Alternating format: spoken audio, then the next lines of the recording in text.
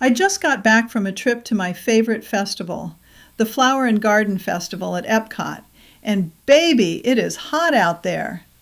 Let's look at the 5 ways I like to keep cool, and the 2 places that I like to be cool for hours. When that Florida sun is beating down, there are 2 pavilions at Epcot where I love to be cool. The first is the Land. This is my ultimate home base because once you walk through those doors, you never have to step back out into the heat to find food or entertainment. I always start at Sunshine Seasons. It's the perfect quick service spot because it has a huge variety of fresh choices, from oak-grilled salmon to great salads, and there is plenty of indoor seating. A huge plus for early birds and night owls. It typically opens right when the park does between 8:30 a.m. and 9 a.m. and stays open late until 9 p.m. Once you've fueled up, you can spend hours right here in the air conditioning and safe from heat stroke and thunderstorms.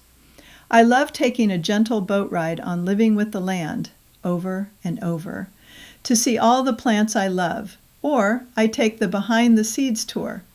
Let's look at that while I talk about the 5 ways to keep cool. I normally wear a visor. We'll start at the top here, and it's my little visor with the Animal Kingdom on it. But because of my dark hair, it gets awfully hot with the visor, and I don't have any protection for the sun coming right in and getting my head hot. So I picked up this hat at the shop in Frontierland in the Magic Kingdom, and I put a little Mickey on there. And what's nice about this is that it's mesh here on top, and then it also has a chin strap, so if the wind blows, I don't lose my hat. So that's a very nice, cool hat that really keeps me cool during the hot summer months here at in Florida.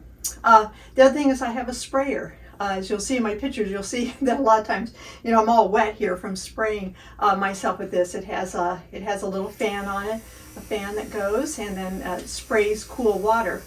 The other thing is that I dress carefully. I always wear a nice cool top.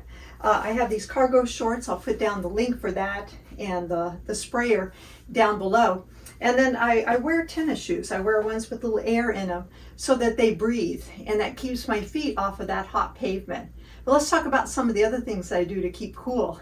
And when I do wear a visor, it's kind of nice because it keeps all my hair off of my neck, nice and cool. I wear an Arctic Cool shirt under this.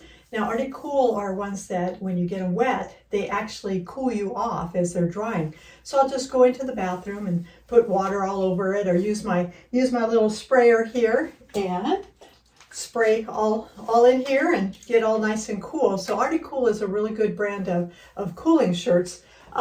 They also make cooling rags, which I cut them down short and then keep that in my pocket. It can be a napkin, it can be blow your nose, wash it out, of course, get it cool again, and then get yourself cool. So the cooling rags are great. And these cargo shorts, which I have probably about 10 pairs, are just wonderful because they have these big pockets. I keep my phone in one, and I keep everything else in these pockets, including the little lower cargo pockets. I use to take home food. I'll keep a little Ziploc in there, and there's back pockets too. And that keeps you from having a backpack on your back. That's very hot to have a backpack. And my clothes are light. The outer clothes are light. Although the black shirts I have are I love them. I have some really wonderful black shirts. They're just not for Florida in the summer. It's hard to explain how hot it really gets in Florida. And of course, as I always say, location, location, location. Those 2 places, the Land and the Living Seas, are just a great place to hang out during our thunderstorms and even slight hurricanes.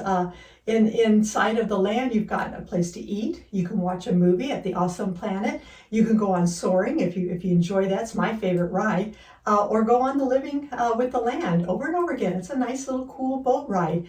And over at the Living Seas, which is right before as you come into the Land, if the Nemo ride has a real short time, just get on that. That's just a lovely ride. And then go into the aquariums and the exhibits. See the manatees that we have. All the aquariums are just amazing. And then go to Turtle Talk with Crush. It's absolutely a delightful show.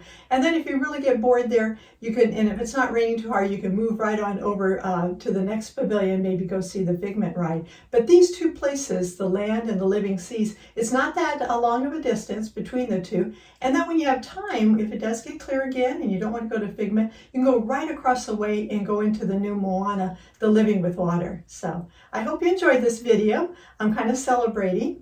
I finished my second book in the Carmen and Cipher series. It's called The Ghost in the Code. So that should be coming out just in a couple weeks. So I hope you'll be able to see that and read that book. And if you love the theme parks, be sure to get my Wilma Wallaby series, which I originally wrote as Murder in the Magic Kingdom, changed the name to Pixie Dust, and then changed the theme park so I wouldn't have Disney problems to what it currently is, the Wilma Wallaby.